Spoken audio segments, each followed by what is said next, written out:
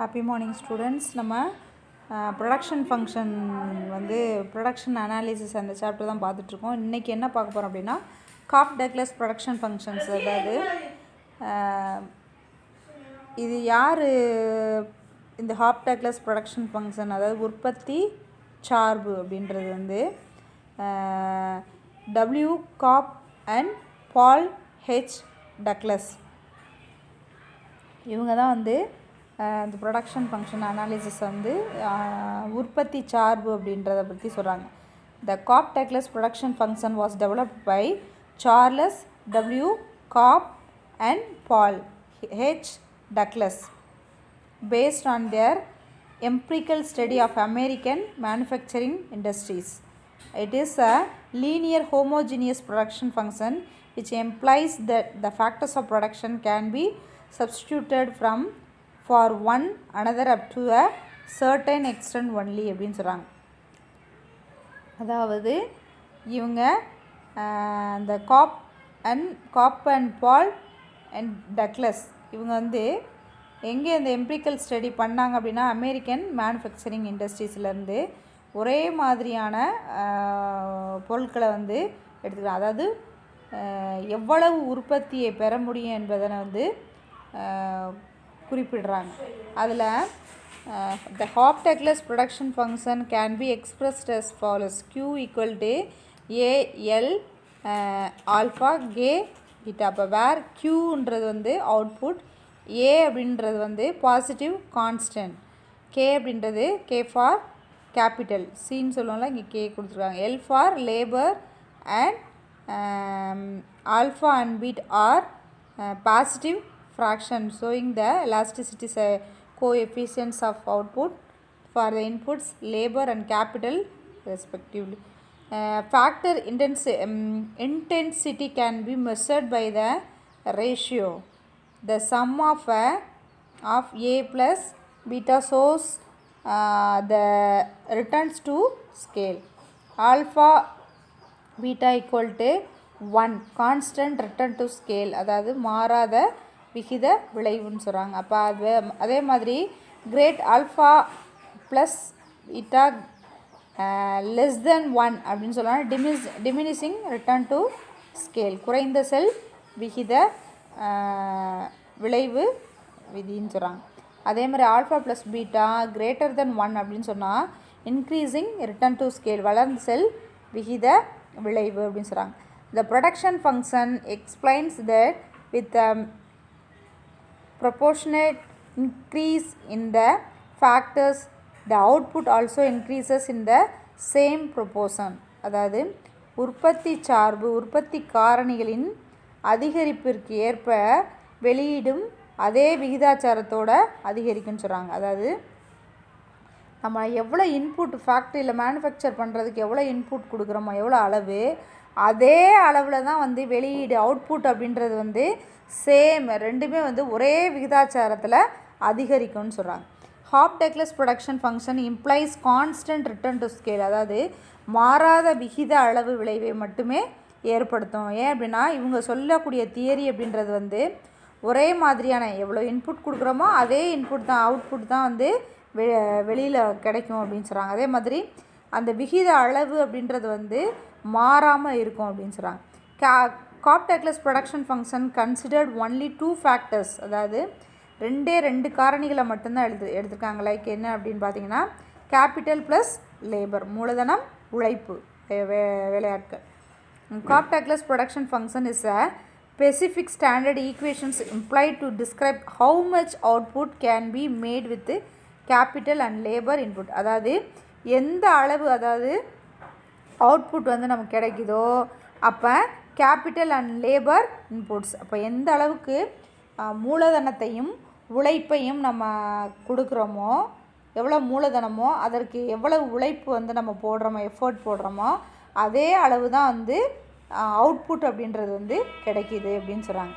It is used the empirical studies of manufacturing industries and the industry comparison. The relative shares of labor and capital in total output can also be determined. It is still used in the analysis of economics of modern development and stable Nations in the world.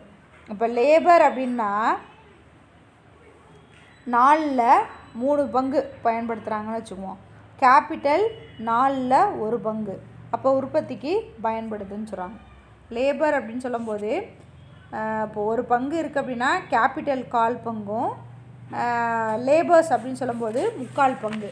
இது என்ன செய்யுது அப்படின்னா உற்பத்திக்கு பயன்படுதுன்னு சொல்கிறாங்க. Labour and capital production takes place only when both factors are employed அப்படின்னு சொல்கிறாங்க. அதாவது பதிலீட்டு நிகழ்ச்சி ஒன்றுக்கொன்று சமமானதாக இருக்கும்னு சொல்கிறாங்க. Labour contributes 3/4 of production and capital contributes 1/4 of production. நான் சொன்னேன் இல்லையா இப்போ அந்த பாயிண்ட்டு. லேபர்ஸ்ன்னு சொல்லும்போது 3/4 பங்கும், கேபிட்டல் மூலதனம்னு சொல்லும்போது 1/4 1/4 பங்கு யூஸ் ஆகுதுன்னு சொல்கிறேன். The elasticity of substitution between the factor is equal to 1 அப்படின்னு சொல்கிறாங்க. நெக்ஸ்ட் பார்த்திங்கன்னா லா ஆஃப் சப்ளை, அழிப்பு விதை. Law of supply is associated with production analysis. It explains the positive relationship between the price of a commodity and the supply of that commodity. For example, if the price of a cloth increases, the supply of cloth will also increases அப்படின்னு சொல்கிறாங்க. அதாவது அழிப்பு விதின்னு சொல்லும்போது விலைக்கும் அழிப்புக்கும் உள்ள direct relationship, நேரடியான தொடர்பை பற்றி விளக்குது அப்படின்னு சொல்கிறாங்க. அப்போ என்ன சொல்லியிருக்காங்க, த ப்ரைஸ் ஆஃப் கிளாத், அதாவது துணியினுடைய விலை அதிகரிக்கும் பொழுது the supply of cloth will also. அப்போ விலை எவ்வளோ உயர்ந்தாலும் அழிப்பும் என்ன செய்யுது, சேல்ஸ் அதாவது சப்ளை ஆகிட்டுருக்குன்னு சொல்கிறாங்க. அப்போ இது ரெண்டுக்கும் என்ன சொல்கிறாங்க அப்படின்னா விலைக்கும் அழிப்புக்கும் உள்ள நேரடியான தொடர்பு அப்படின்றத விளக்குகிறது அப்படின்னு சொல்கிறாங்க. அப்போ டைரக்ட் ரிலேஷன்ஷிப் அப்படின்னு சொல்லும்போது ப்ரைஸ் ரேட்டும் இன்க்ரீஸ் ஆகும், அதே சமயத்தில் சப்ளை ரேட்டும் என்ன செய்யுது, சப்ளை அளிப்பும் இன்க்ரீஸ் ஆகுது. அப்போ டெஃபினேஷன் என்ன சொல்கிறாங்க அப்படி, the law of supply can be stated as other things remain the same. If the price of a commodity increases, its quantity supplied increases, and if the price of a commodity decreases, quantity supplied also decreases. அதாவது இதில் என்ன சொல்கிறாங்க, other thing remaining the same, மற்றவை மாறாதிருக்கும் பொழுது, விலை அதிகரிக்கும் பொழுது அளிப்பும் என்ன செய்யுது, அதிகரிக்கும். அப்போது ஒரு பொருளின் விலை குறையும் பொழுது ஆட்டோமேட்டிக்காக அளிப்பும் சப்ளையும் என்ன செய்யும், குறையும். இதை தான் என்ன சொல்லியிருக்காங்க, டைரக்ட், அதாவது சப்ளை ப்ரைஸ் அண்ட் சப்ளைக்கு டைரக்ட் ரிலேஷன்ஷிப் இருக்குது அப்படின்னு சொல்கிறாங்க. சப்ளை ஃபங்க்ஷன் அப்படின்னு சொல்லும்போது the supply of a commodity depends on the factors such as a price of a commodity, price of labor, price of capital, the state of technology, number of firms, prices of related goods and future prices, expectation and so on. Mathematically the supply function is என்ன சொல்கிறாங்க அப்படின்னா, where the Q quantity supplied of a X commodity, அப்போ P of X, Px அப்படின்னு சொல்லும்போது price of X commodity, PRன்னு சொல்லும்போது price of related goods, PF அப்படின்னு சொல்லும்போது price of factor of production, T for technology, O for objective of the producer. அப்போ E expected price of the commodity. அப்போ ப்ரொடியூசருடைய நோக்கமே என்ன இருக்கும் அப்படின்னா, அதிகமாக மார்க்கெட்டில் சப்ளை பண்ணணும், அந்த நோக்கத்தோடு தான் என்ன செய்வாங்க, ப்ரொடக்ஷன் பண்ணுவாங்க. அதே சமயத்தில் விலையும் எப்படி இருக்கணும், ஒரு சாதகமான மக்கள் கன்சியூமர் வாங்கும் பொழுது சாதகமான விலையில் இருக்கணும். இப்போ இது ரெண்டுமே ஒரு மேனுஃபேக்சரோட எய்மாக இருக்குன்னு சொல்கிறாங்க. The law of supply is based on the following assumption. There is no changes in the price of factor of production. அப்போ உற்பத்தி காரணி அப்படின்னு சொல்லும்போது உற்பத்தி காரணிகளில் எந்த விலையிலையும் மாற்றம் இல்லைன்னு சொல்கிறாங்க. There is no change in price of capital goods. முதலீட்டு பண்டத்தின் விலையில் மாற்றம் இல்லை அப்படின்னு சொல்கிறாங்க. தேர்ட் பார்த்திங்கன்னா natural resources and their availability remaining the same. இயற்கை வளம் அப்படின்னு சொல்லும்போது அதில் எந்தவித மாற்றமும் இல்லாமல் இருக்க வேண்டும் சொல்கிறாங்க. Price of a substitutes are constant. பதிலீட்டு பண்டங்கள் அப்படின்னு சொல்லும்போது அதில் எந்தவித மாற்றமும் இல்லாமல் கான்ஸ்டண்ட்டாக இருக்குன்னு சொல்கிறாங்க. There is no changes in technology. அதே மாதிரி தொழில்நுட்பத்தில் எந்தவித மாற்றமும் இல்லை. அதாவது திடீர்னு ஒரு எக்யூப்மெண்ட்ஸை பயன்படுத்துகிறது, அதுக்கப்புறம் வேறு இதை விட அதிவிரைவாக ப்ரொடக்ஷன் ஆகக்கூடிய எக்யூப்மெண்ட்ஸை பயன்படுத்துகிறது, அந்த மாதிரி இல்லாமல் தொழில்நுட்பத்தில் எந்தவித மாற்றமும் இல்லாமல் அதே பயன்படுத்துகிறது. Climate remaining unchanged. அப்போ காலநிலை அப்படின்னு சொல்லும்போது என்ன செய்யுது, மாற்றம் ஏற்படுது. அப்போ பொலிட்டிக்கல் சிச்சுவேஷன் ரிமைனிங் அன்சேஞ்சு. அப்போ அரசியல் சூழ்நிலை அப்படின்னு சொல்லும்போது அது என்னது, அன்சேஞ்சாக இருக்குதுன்னு சொல்கிறாங்க. That is no change in tax policy. அதாவது வரி கொள்கைகளில் எந்தவித மாற்றமும் இல்லாமல் இருப்பது. அப்போ இந்த suppose that supply function is P is an independent variable. When its value changes, new values of QS can be calculated. அப்போ என்ன சொல்லியிருக்காங்க, அந்த அளிப்பு விலை ப்ளஸ் அளிப்பு இந்த குவான்டிட்டியில் சேஞ்சஸ் ஆகுது அப்படின்னா அதை என்னவா மென்ஷன் பண்ணிக்கலாம். இப்போ Q இங்கே என்ன கொடுத்துருக்காங்கன்னா Q, அடுத்து QS அப்படின்னு கொடுத்துருக்காங்க.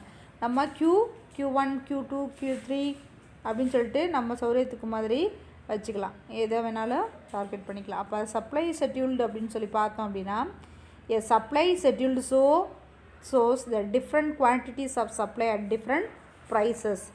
என்ன சொல்லியிருக்காங்க, சப்ளையில் different quantities of supply, நிறைய குவான்டிட்டிஸ் அளவில் அளிப்பில் மாறுபடும் பொழுது ப்ரைஸில் என்ன செய்யுது, டிஃப்ரெண்ட் ப்ரைஸில் மாறுபடும் சொல்கிறாங்க. This information is given in the supply schedule given below. இப்போ பாருங்கள், ப்ரைஸ் அந்த இதில் சொல்லியிருக்காங்க, ப்ரைஸ் 1 2 3 4 5 ரேட் இன்க்ரீஸ் ஆகிட்டே போகுது. அப்போ சப்ளை அப்படின்னு சொல்லும்போது அதுவும் என்னது, விலை ₹1 இருக்கும்போது அளிப்பு 20, குவான்டிட்டி 20 போகுது. அப்போ ப்ரைஸோட ரேட்டு ₹2 இருக்கும்போது சப்ளை என்னது 40. அப்போ இன்க்ரீஸ் ஆகுது. அப்போ ப்ரைஸ்லேயும் இன்க்ரீஸ் ஆகுது, அதே சமயத்தில் சப்ளை என்ன செஞ்சிட்ருக்கு, இன்க்ரீஸ் ஆகிட்டுருக்கு. அப்போ அந்த பிக்சரில் பாருங்கள் சப்ளை கர்வ், அதில் அந்த என்ன சொல்லியிருக்காங்க, அந்த பிக்சரில் பாருங்கள் எக்ஸ் ஆக்சிஸில் கமாடிட்டி எக்ஸ் அதாவது சப்ளை, அதே சமயத்தில் ஒய் ஆக்சிஸில் ப்ரைஸ் விலை rate. A supply curve represents the data given in the supply schedule as the price of a commodity increases. Price of commodity என்னது 1 2 3 4 5 இன்க்ரீஸ் ஆகிருக்கு. அதே சமயத்தில் the quantum supply of the commodity also increases 20 40 60 80 100 அதுதான் கொடுத்துருக்காங்க. Thus the supply curve has a positive slope from left to right. Positive ஸ்லோப்பில் left to ரைட்டில் என்ன செஞ்சுருக்கு, இதுவாக இருக்குன்னு சொல்லியிருக்காங்க. அந்த கோட் பாருங்கள் SEDCBA. அப்போ இது என்ன செஞ்சுருக்கு, மேலேருந்து பாருங்கள் பாசிட்டிவ் ஸ்லோப் ஃப்ரம் லெஃப்டிலேருந்து ரைட்டுக்கு வந்திருக்கு, ABCDESன்னு சொல்லி வந்திருக்கு. அப்போ the quantum supply of commodity எக்ஸில் ரெப்ரசன்ட் குவாண்டம் ஆஃப் சப்ளை. அதே மாதிரி and the price of a commodity is represented on y-axis. The point such E, D, C, B and A on the supply curve SS. அதாவது starting பாயிண்ட்லேருந்து ending பாயிண்டில் எஸ்எஸ்ன்னு போட்டிருக்காங்க இல்லையா, அதுதான் சொல்லியிருக்காங்க. The various quantities at different prices. அதாவது விலை அதிகரிக்கும் பொழுது விலைக்கும் அளிப்புக்கும் உள்ள நேரடியான தொடர்பு. விலை அதிகரிக்கும் போது சப்ளையும் அதிகரிக்கும், விலை குறையும் பொழுது சப்ளையும் குறையும். அதை தான் என்ன சொல்லியிருக்காங்க. ஸோ அந்த பாசிட்டிவ் இப்போ கேட்டுக்கலாம், சப்ளைக்கு நெகட்டிவ் ஸ்லோப்பா ஆர் பாசிட்டிவ் ஸ்லோப், இதில் எதுன்னு சொல்லி கேட்கலாம். அதுக்கு இது என்னது, positive slope from left to right. Factors determining supply. அப்போ price of the commodity, higher the price, large the supply price is a incentive for the producers and seller to supply more.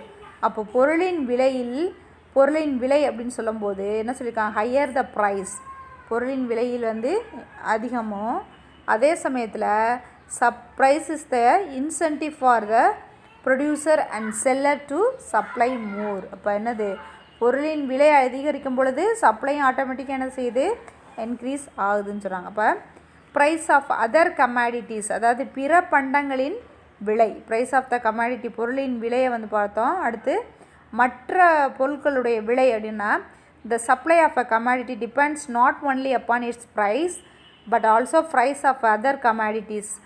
For instance, if the price of a commercial crops like cotton, rice, this may result in reduction in the cultivations of food crops like paddy and soy supply. அதாவது அதிகமாக வந்து பணப்பயிர் அப்படின்னு சொல்லும்போது பருத்தி, அப்போ உணவு பயிர்னு சொல்லும்போது கோதுமை.